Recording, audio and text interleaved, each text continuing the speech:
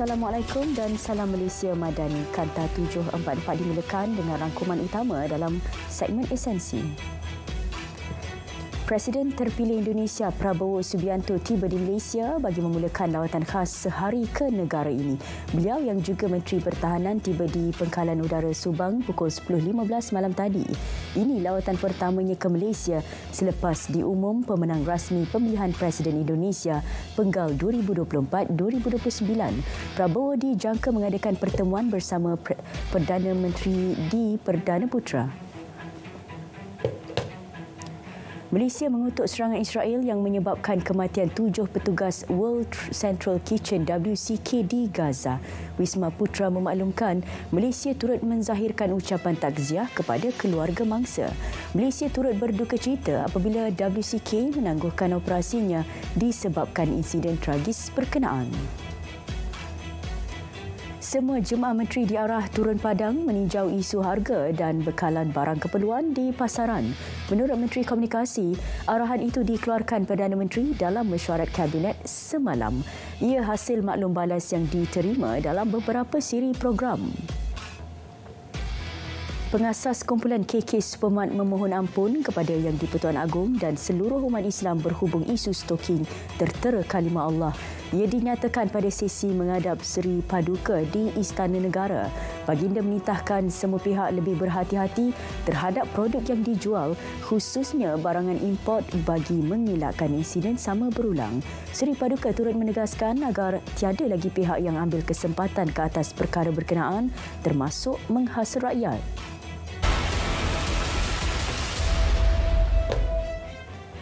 Lebih 14,000 notis pelbagai kesalahan dikeluarkan JPJ bagi tempoh 2 hari OPS khas Hari Raya Aidilfitri 2024 di seluruh negara. Pengarah kanan penguatkuasa JPJ berkata, daripada jumlah kenderaan diperiksa, 7,785 atau 30% notis kesalahan dikeluarkan membabitkan motosikal. Menurutnya, operasi yang bermula 1 April lepas akan berakhir 20 April ini. JPJ juga akan melaksana pemeriksaan di 54 depo dan 28 terminal bas utama sepanjang tempoh itu. Sementara itu, JPJ Selangor mengeluarkan 395 notis atas pelbagai kesalahan. Ia hasil pemeriksaan ke atas 497 motosikal dalam operasi sama malam tadi. 40 buah motosikal turut disita.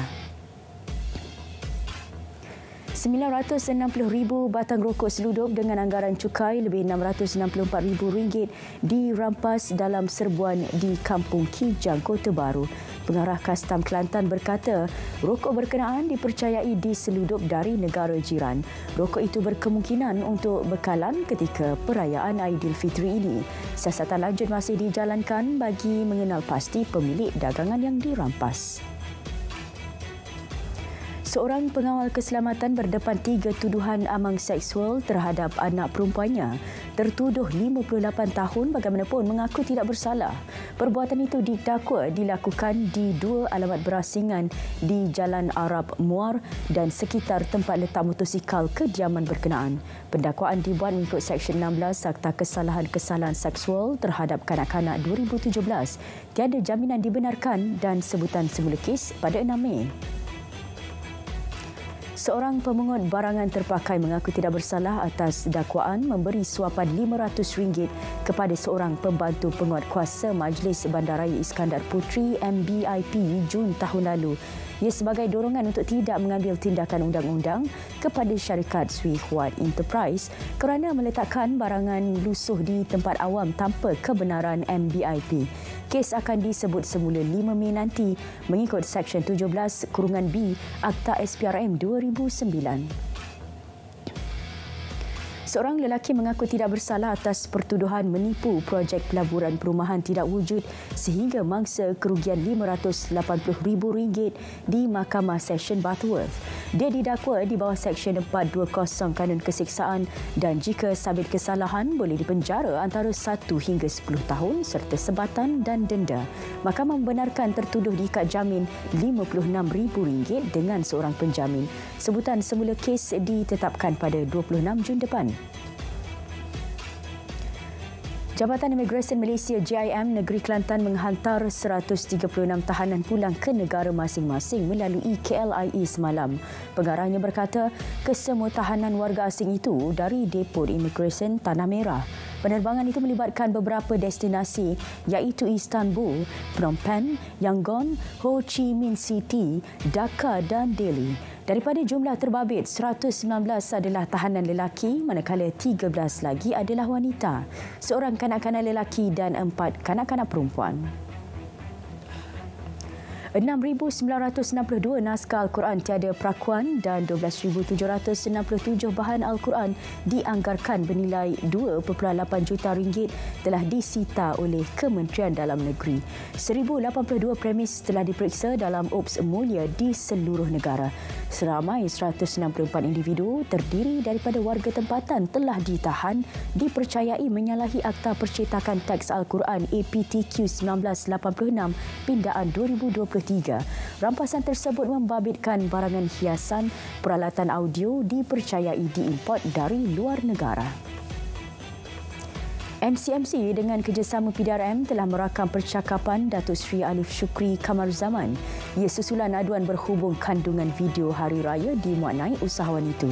Klip video raya itu dianggap sebagai kandungan bersifat jelik yang melanggar peruntukan di bawah Akta Komunikasi dan Multimedia 1958.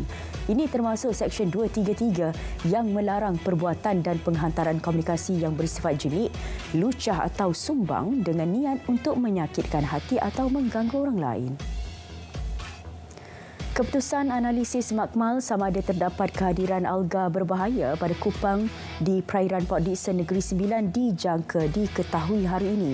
Jabatan Perikanan DOF memaklumkan analisis makmal terhadap kupang di perairan berkenaan masih dijalankan.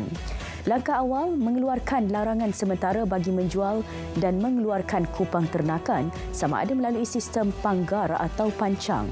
DOF sentiasa melaksanakan pemantauan keselamatan kerang-kerangan di Malaysia secara berjadual. Yang di-Pertuan Agong berkenan mengurniakan watikah pelantikan kepada 23 ahli MAWIP bagi sesi 2024-2026. Istiadat dimulakan dengan pengurniaan watikah kepada pengerusi MAWIP diikuti timbalannya. Istiadat berlangsung di Dewan Seri Maharaja Istana Negara. Kerajaan Kelantan mengisytiharkan cuti peristiwa di seluruh negeri pada Selasa 9 April. Perkara itu diumumkan Menteri Besar selepas mempengerusikan mesyuarat ESCO. Pada masa sama, kerajaan negeri akan menyalurkan bantuan khas Aidilfitri RM500 kepada penjawat awam grade 56 dan ke bawah. Sementara itu, Kerajaan Negeri Sembilan turut umumkan pemberian bantuan khas Aidilfitri RM500 kepada penjawat awam. Ia akan disalurkan esok kepada 6,662 penjawat awam negeri. Pemberian tersebut melibatkan peruntukan lebih RM3 juta membabitkan semua peringkat perjawatan. Pendaftaran My Digital ID akan dibuka kepada orang ramai bulan depan.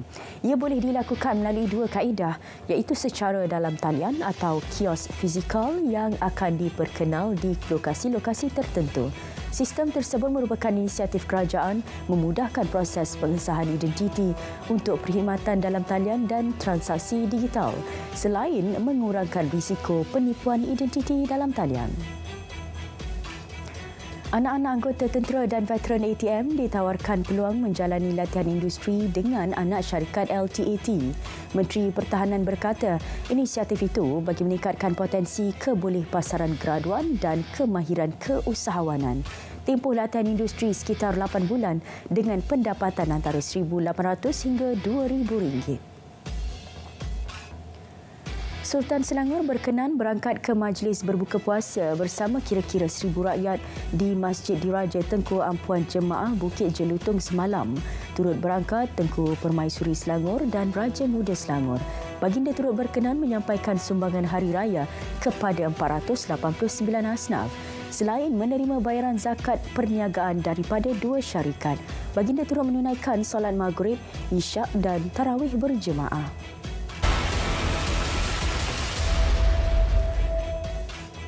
Kerajaan Malaysia disenaraikan sebagai penerbit bond utama keseluruhan oleh Bond Pricing Agency Malaysia Sdn Bhd BPAM. Menerusi laporannya, agensi itu memaklumkan sejumlah 50 bilion diterbitkan bagi suku pertama 2024. Kerajaan juga menerbitkan bond paling utama diniagakan bagi tempoh sama bernilai 221.38 bilion ringgit. Inovasi, kepakaran dan keupayaan terkini industri rel Malaysia akan diketengahkan pada penganjuran InnoTrans 2024. Pameran perdagangan terkemuka teknologi pengangkutan itu dijadual berlangsung 24 hingga 27 September di Berlin, Jerman. Menurut Madrid, sektor kereta api Jerman beri peluang besar kepada firma tempatan khususnya dalam pembekalan kuasa, teknologi isyarat dan landasan. Malaysia Airlines dan syarikat penerbangan terkemuka India Indigo mementerai MOU perkongsian kod dan perjanjian kerjasama. Perjanjian itu membolehkan Malaysia Airlines mengukuhkan kesaling hubungan ke India menerusi penerbangan kendalian Indigo. Manakala Indigo berupaya meneroka lebih banyak destinasi Asia Tenggara melalui rangkaian Malaysia Airlines. Lebih 35,000 ketua isi rumah berpendapatan rendah disasar menerima perlindungan takaful hayat percuma tahun ini. Inisiatif Mikro Takaful Jariah oleh Prudential BSN Takaful Berhad itu disediakan bagi tempoh setahun dengan nilai perlindungan sehingga RM10,000. Sehingga Mac lalu, lebih 8,000 telah menerima manfaat inisiatif itu. Tekun umumkan peruntukan tambahan RM30 juta menerusi skim pembiayaan pemerkasaan skim pembangunan usahawan masyarakat India SPUMI Goes Big. Skim berkenaan dijangka memanfaatkan lebih 2,000 usahawan. Tambahan dana itu menjadikan keseluruhan peruntukan untuk usahawan India berjumlah RM60 juta. Pembangunan Taman Industri Pintar NCT, simbol Taman Perindustrian terurus pertama negara.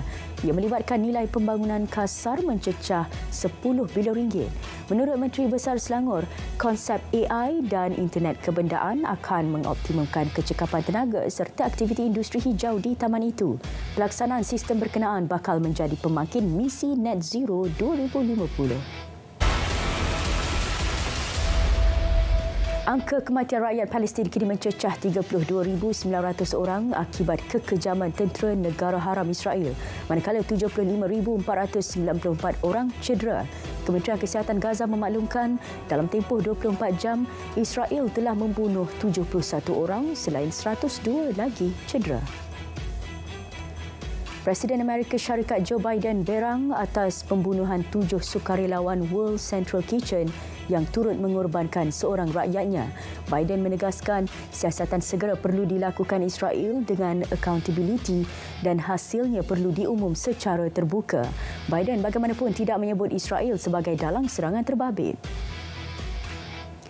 Chef selebriti dan pengasas World Central Kitchen, Jose Andres, mengatakan Israel menyasarkan serangan ke atas pasukannya secara sistematik.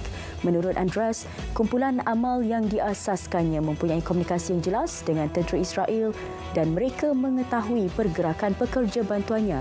Pekerja bantuan itu dibunuh sebaik sahaja mengawasi pemunggahan bantuan 100 tan makanan yang dibawa ke Gaza melalui laut. Terdapat lebih 3 serangan terhadap konvoi bantuan tersebut. Susulan serangan rejim Israel yang menyasarkan pejabat konsular Iran di Damsyik, Syria baru-baru ini, Presiden Iran berikrar akan membalas dendam atas serangan berkenaan yang mengorbankan 2 jeneral dan 5 penasihat tenteranya.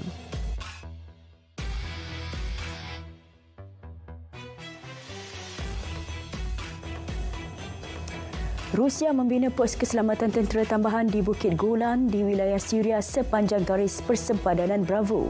Pasukan yang ditempatkan akan memantau pematuhan gencatan senjata serta konflik di kawasan berkenaan.